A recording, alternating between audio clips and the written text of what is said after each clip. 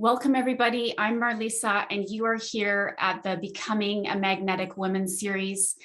And it's all about doing less and being more. And today I've got Lisa Hammett, and she's going to tell us all about stress and burnout, but also the things that we can do to not get to that place. So what we can do if we've gotten there, and also what we can do to prevent it and to check in with ourselves. Lisa, how are you doing today? I'm doing fantastic. Thanks so much for this opportunity. I'm so glad to be here. My pleasure. And you had also shared with me that you were a weight loss coach, and I could see how that pairs really nicely with the stress and burnout, because I feel food is such an important part of life to me. It's such an important energy source, and also for me, like a source of pleasure. And the fact that it can contribute to how we feel about our day, our stress level, for me, even my enjoyment to my next meal, like it provides a lot of fun just on a daily basis for me.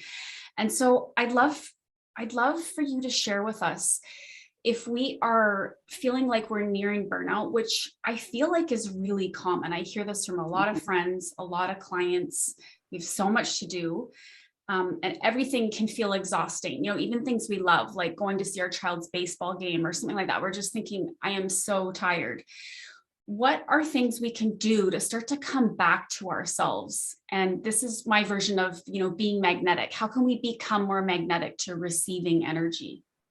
I love that. And I'm so glad that you use the word energy, because protecting your energy is so important. And unfortunately, there can be so many negative influencers out there that can sabotage that energy. And that could include social media, people we surround ourselves with, our work environment. There's just so much out there. So protecting our energy is so important. So that really goes back to, where do you spend a lot of your time, and whom do you spend your time with? And I know that you can't just remove people from your life, especially if they're family members, but to really be mindful of who you're spending most of your time with, because studies have shown that you become very similar in personality and habits to the top 5 people that you spend the most time with. So if there are certain habits that you have picked up, I guess you could just say habits, that could be directly a result of who you're spending your time with. So protect your energy, really evaluate that. And setting healthy boundaries, I think, is another really important thing. Don't be so ready to say yes all the time. And as women, we want to do it all, and we can't do it all the time. It's just not possible. And we really have to evaluate what is most important.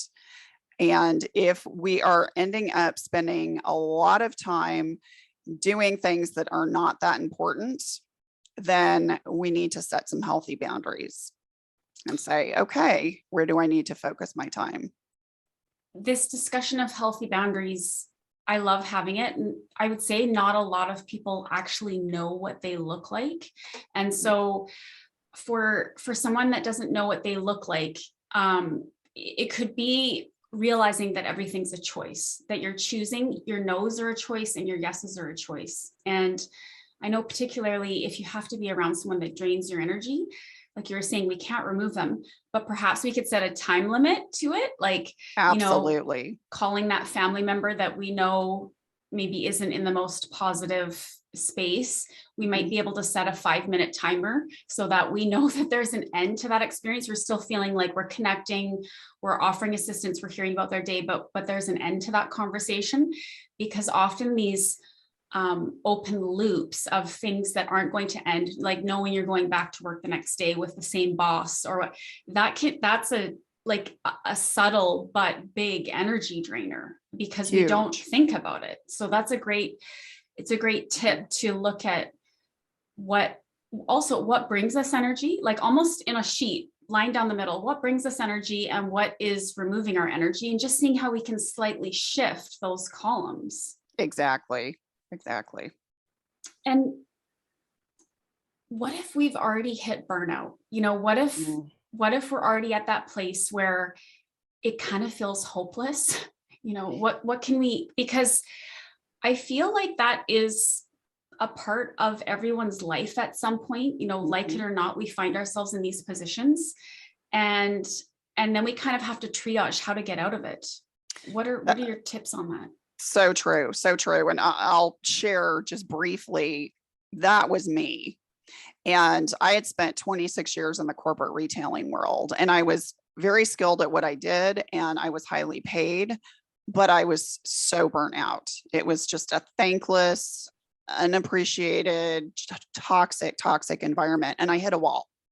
And, burnout, if people don't really understand what the term burnout is, it's really where if you think of it in a color scheme, everything is just gray. It's devoid of color.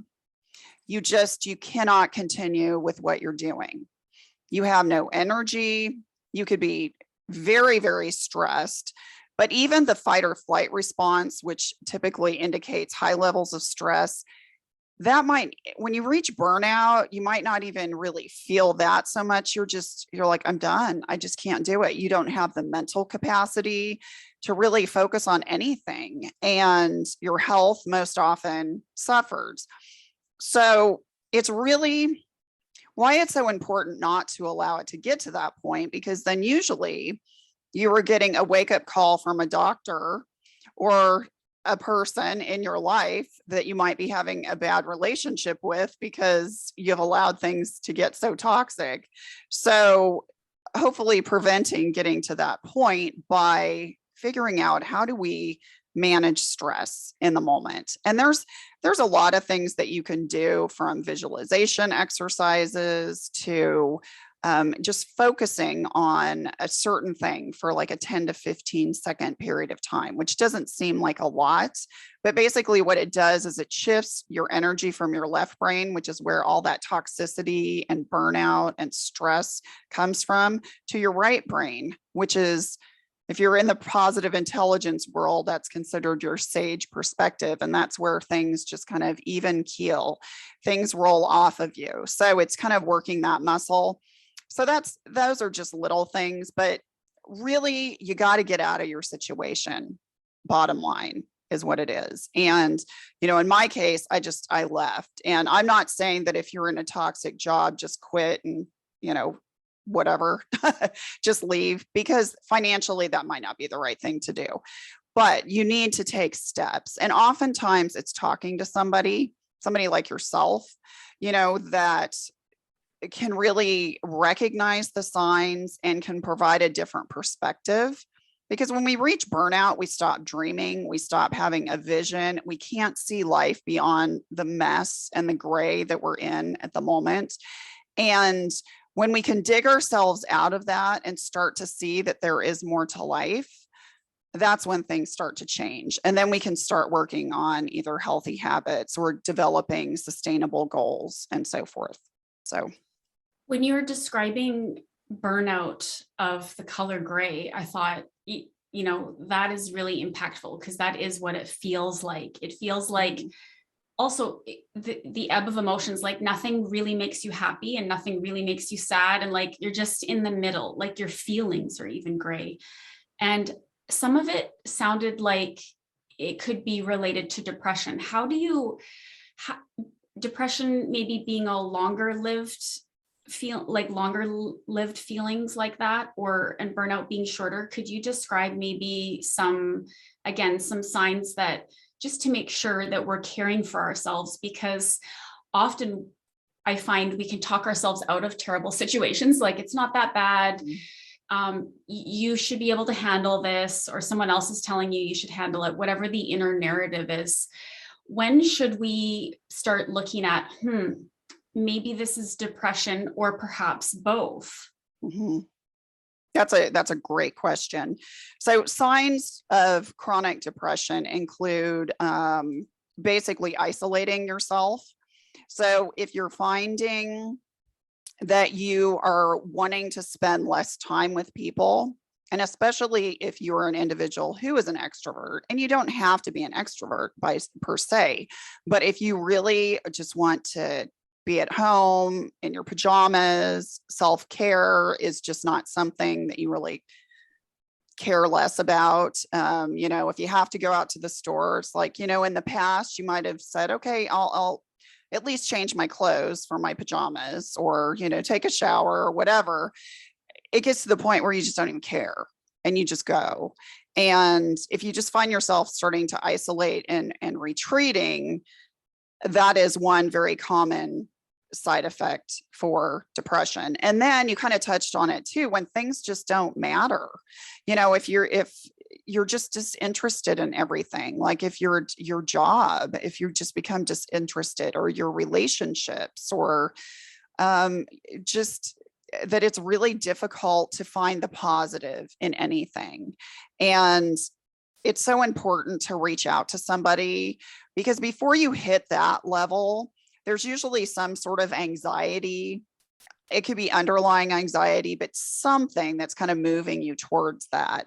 And when you're feeling those feelings, if you don't have an outlet for those, they bottle up, and then they manifest in very bizarre ways sometimes. And it can lead to chronic depression. And unfortunately, for some, it could be life impacting, which, my gosh, you don't want that to happen. So hopefully that answered the question. It does answer, because I think one of the feelings of burnout and depression is the feeling like I'm alone. No one's in this with me. And so to have that partner of someone that, a professional or a coach or a healer, someone else that is invested in this process with you. And I would just like to highlight that it doesn't necessarily have to be your life partner or a close family member, because sometimes you need a perspective that's not, under the same roof as you, or as close to the situation as you are, because it's hard to not be judgmental in situations like that, or it's hard not to give advice, or it's hard not to do the things that aren't helpful at that time. So it really is important to seek professional advice of some kind, and to have someone that you feel safe with, that you feel has your best interests in mind.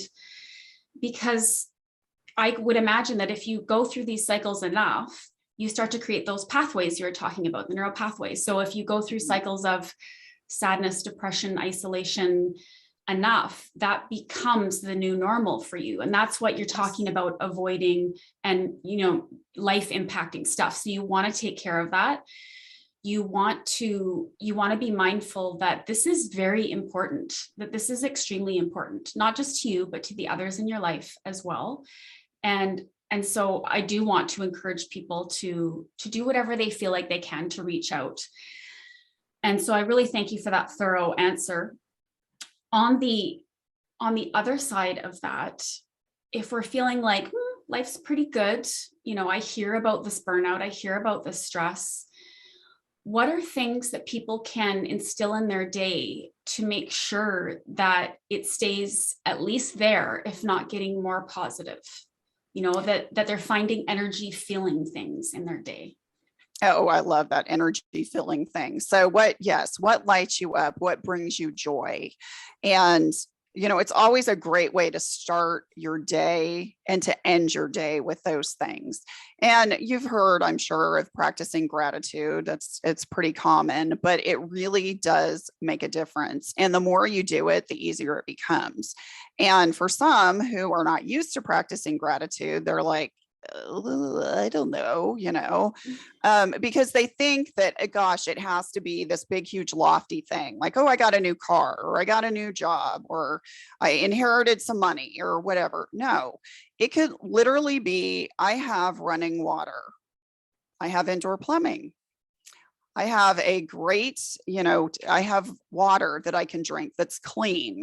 It's sometimes like it's the simple things like that. But I'll tell you, the more you do it, the easier it becomes. And when you go to bed practicing gratitude, you tend to wake up with gratitude, because those positive feelings and emotions then go into your subconscious. And then when you wake up in the morning, they're there and they bubble up. So practicing gratitude is very important. Also, just regular self-care, whatever that is. And I'm a firm believer of you have to schedule it, because if you don't schedule it, it's not important. So look at self-care as important as a work meeting or a doctor's appointment. And really, it's wellness, just like a doctor's appointment is. Self-care could be meditation, it could be devotional, spiritual reading, it could be practicing gratitude, it could be just reading a book, it could be going for a walk. It's whatever brings you joy and lights you up. And it does not have to be, again, this big grandiose thing like, oh my gosh, I have to take a road trip, or I have to get on an airplane and go somewhere. It's simple little things, but it's scheduling that time for yourself and making sure in the practice that you're not letting those negative energy fields get into it. Because oftentimes, what's the first thing we do when we wake up in the morning? We grab this lovely little device, our phone, and put that in another room. Set an old-fashioned alarm clock if you have to get up by a certain time, but put the phone in another room and don't look at it until you've started your day with your gratitude and your self-care. And then at whatever time it is that deems appropriate for you, then you can go check your email, your texts or social media, whatever it is. But that will also protect your energy and help you prioritize what is most important. So I remember this one time I felt like I was going through a challenging time, and I said to myself, I am grateful for this hot coffee that I'm drinking right now. I love it. So you're right. It can be simple, and they can seem like simple pleasures. And really, that's what our day is made up of. It's not made up of vacations and windfalls of cash, or it's not made up of big things. It's made up of a lot of small things. And so I feel like that advice of get all your small things stacked in your favor. I also have learned that I like to have a certain amount of time in the morning to go through meditation and let the dog out and make coffee and just be in that calm sort of Zen space. Mm-hmm. And when I book appointments too early and that's removed, I notice I have a very different day. And so it's almost like having a boundary with yourself of, no, I will not book appointments before this time. I will not sleep with the phone in my room. I will turn the TV off by 9:30 p.m. because I notice I don't sleep as well. So it's engaging yourself in this conversation of being curious about what you notice is filling you up and what you notice is draining you, and being honest with yourself, because we are our own caretakers. Absolutely. And if someone else tries to do that for us, if our partner says, oh, TV should be off and your phone should be out of the room, it's certainly not as good as if it comes from ourselves, because again, that can feel like criticism or someone else's agenda. So to really take note of what brings you joy, like fresh flowers bring me joy, having flowers in my house, Mm-hmm.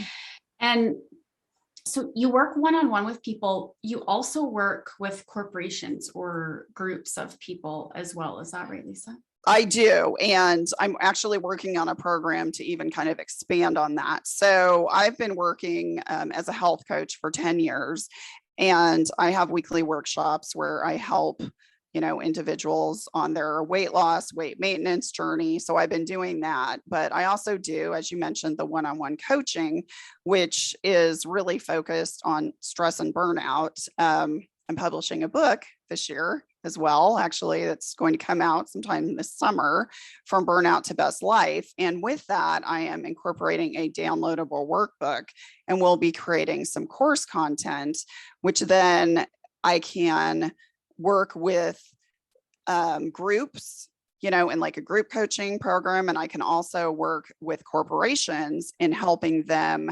create a wellness program for their employees. Because as you had mentioned at the beginning of our conversation, stress and burnout are so prevalent today, and especially in the corporate world.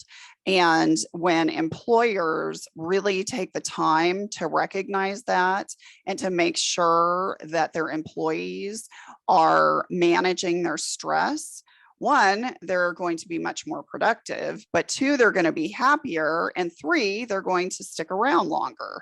And, you're not going to have all this attrition, and it's just going to be better for everybody involved. And the companies will spend a lot less money on healthcare costs because their employees will be healthy. So I can see that being kind of a win-win-win situation where the employees are happier. You show up to work, feeling valued and like there is enough time.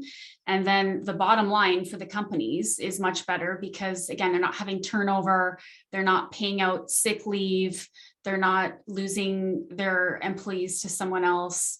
And then also just knowing that you're like the ecosystem, right? The ecosystem that you're contributing to, and everyone's work changes people's lives, and you want to do that for the positive. So when we talk about, burnout and the things that bring us joy, the other thought I just wanted to touch on was, it seems really primal, like that we're coming back to our primal selves of simply doing what feels right and not wanting to do what feels incongruent. And I think that can get lost sometimes because we overthink it. We start to rationalize, and we have society's values, and then what our partner feels and how we feel we should be performing as a human, a mom, a dad, a coworker, a business owner.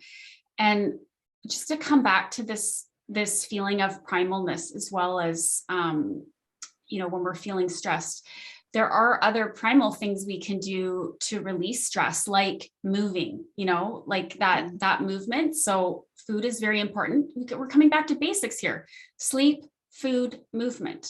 If you have those three things aligned and you're doing them on a regular basis, I would imagine burnout is not in the foreseeable future if you have those three categories down in your life. Absolutely. And at the top of that is sleep.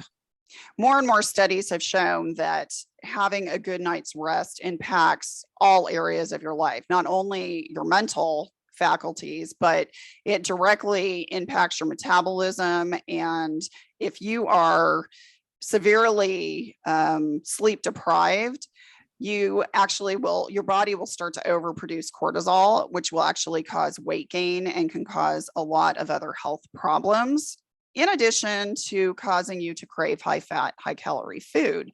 So it's like a double negative there. Not only is the cortisol causing weight gain, but if you're eating the wrong things that, one, don't make you feel great, and then compound the situation, it's a lot worse. Because you're absolutely right. It's when you feed your body mentally and physically with the right things so that it can run the right way, we are less likely to reach burnout, because we're going to feel better. We're going to be more positive. We're going to make better choices. If there is a setback, because, there are challenges in life, when we feel our best, we're more likely to bounce back after that setback. But when we're depressed and stressed and anxious and sleep deprived, and we've been eating crap, to put it bluntly, if we're eating the wrong things, we just feel terrible. And it becomes like the self-fulfilling prophecy. So good points there. And that is perfect, because what you're gifting the listeners today is a 5-day guide to managing stress and improving health, which I'm sure there'll be more tips in there. And you also have a scorecard where you can do your own test. And I did it myself, and I was really fascinated by how some of the questions, I wouldn't have thought they would have shown up for burnout and health, but like they did. And it just goes to show you how multifaceted this area is. So we're going to link up those two things below for everybody.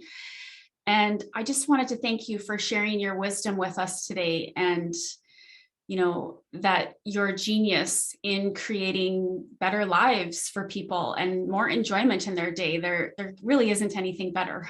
Thank you. Thank you so much. This has been great. I've really enjoyed our conversation.